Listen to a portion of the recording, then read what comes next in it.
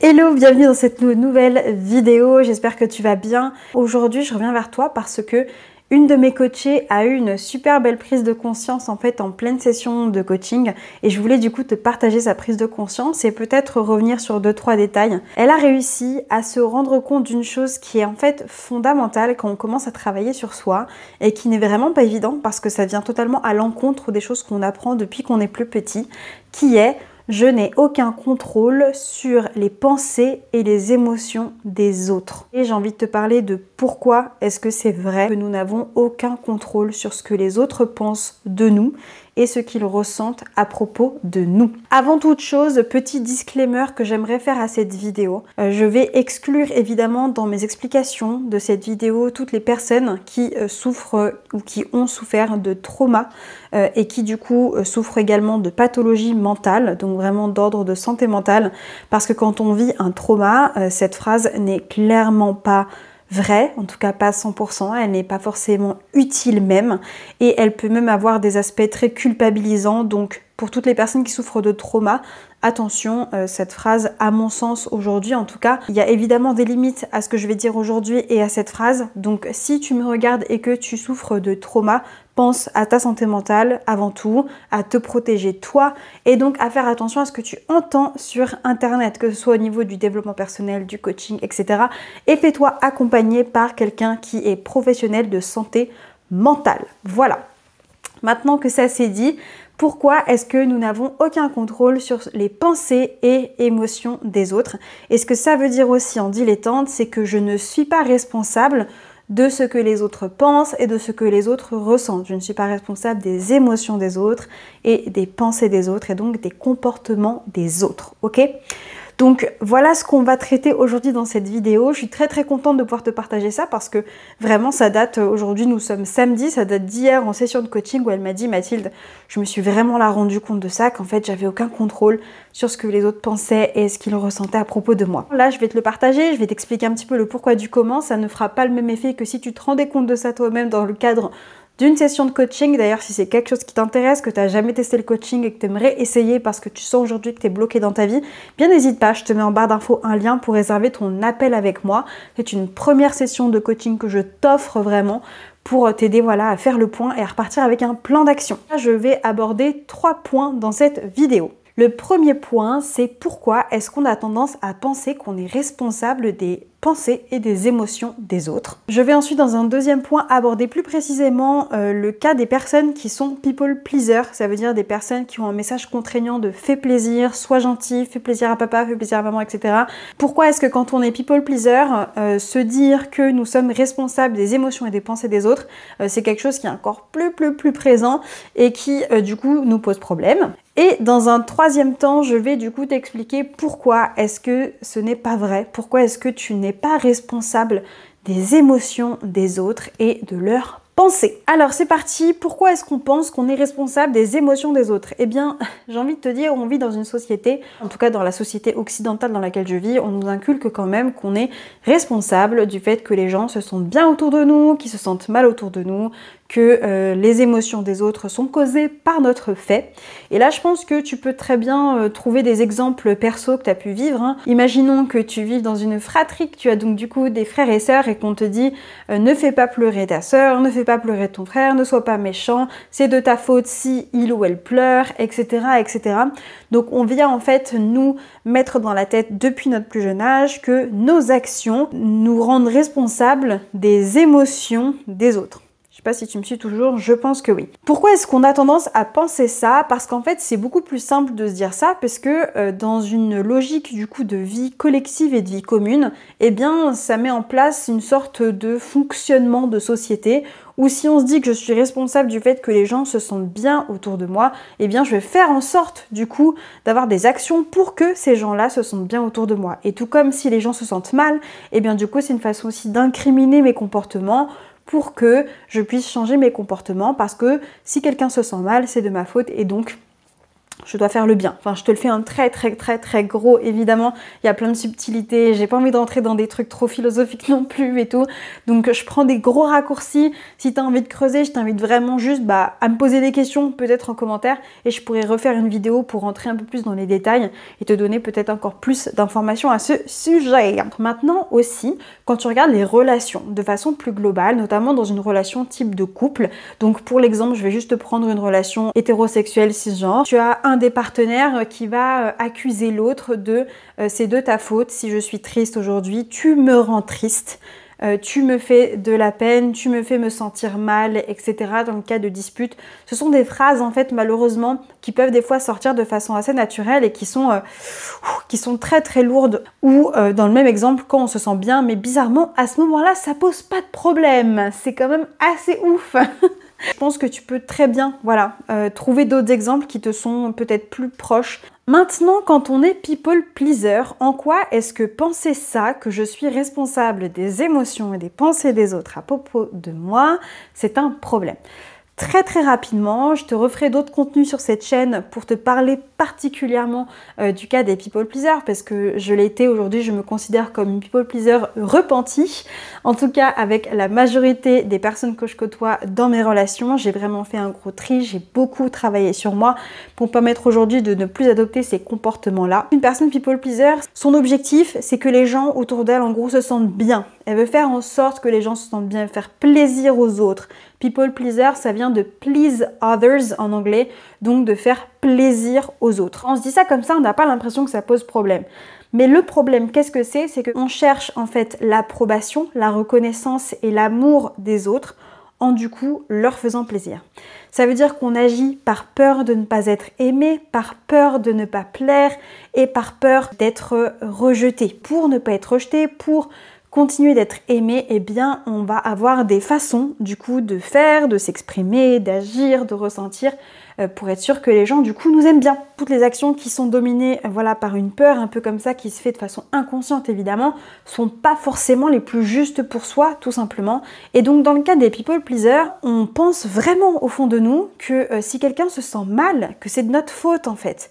Et donc on va tout faire pour essayer que la personne se sente bien. Je te donne un exemple très concret qui, moi, était vraiment très présent et qui encore aujourd'hui, je vais pas te mentir, je vais être totalement honnête avec toi, me joue encore des tours.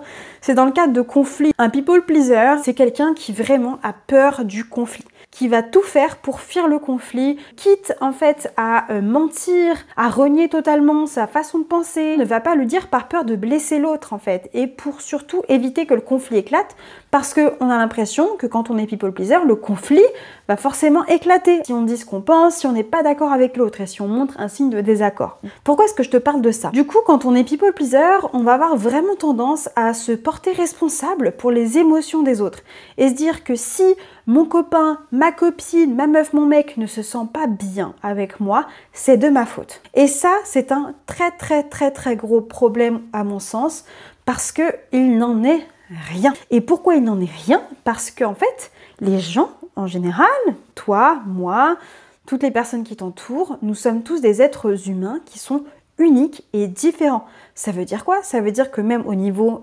biologique et anatomique, en fait, on possède tous une cognition, donc un cerveau, qui est doté du coup d'idées, de pensées, d'émotions, d'expériences de vie, de vécu, machin, de plein de choses qui sont différentes. Quand je pense que je suis responsable des émotions des autres, sachant que les émotions qu'on ressent sont liées aux pensées qu'on a à propos de la vie, si je pense que mon grand-père me manque affreusement parce qu'il est parti, eh bien je vais me sentir triste. Eh bien en fait c'est parce que je pense ça à ce moment-là de mon grand-père. Je pense qu'il est parti et que du coup sa perte m'affecte énormément. Donc je me sens triste. Comme quelqu'un d'autre, en fait, peut-être mon frère ou ma soeur pourrait se dire dans ce moment-là, ah je me souviens quand papy nous faisait des crêpes et du coup c'était trop fun, on s'amusait machin.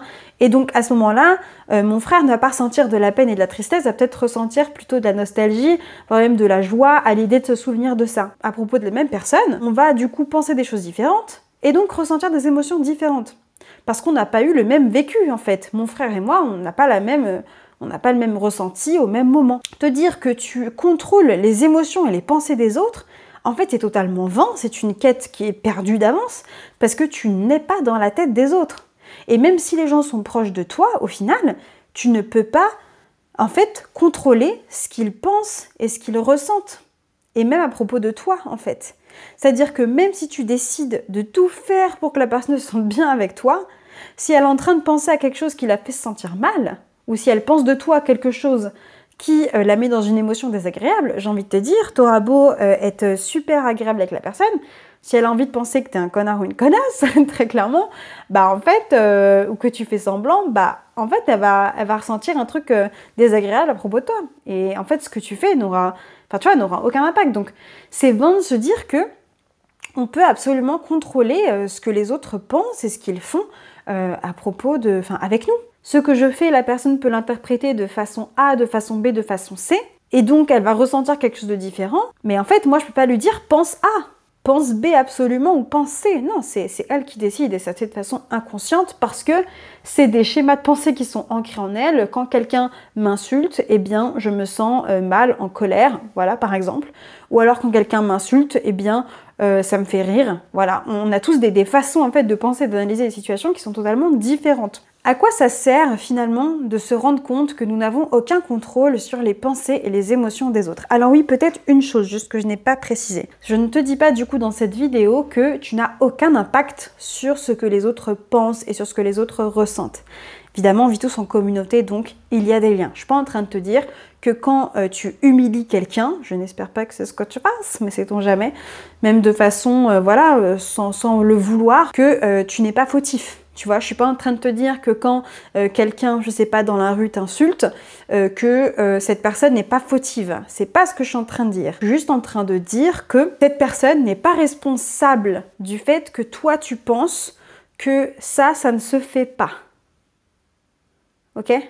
Elle n'est pas responsable du fait que toi tu te sentes, par exemple, trahi ou blessé. Dans le sens où toi tu juges son action comme étant quelque chose, ça ne se fait pas, je n'accepte pas ça, c'est injuste, donc je me sens mal. Ok? Mais attention, je suis pas en train de dire que les gens peuvent faire ce qu'ils veulent, que du coup c'est à nous de gérer nos émotions et nos pensées. Évidemment, moi je suis pas du tout dans cette façon de penser, en tout cas au niveau du développement personnel, et c'est vrai que c'est quelque chose qu'on peut entendre quelquefois. Mais c'est vrai que il y a toujours une distinction entre ce que fait la personne et ce qu'on pense de cette action.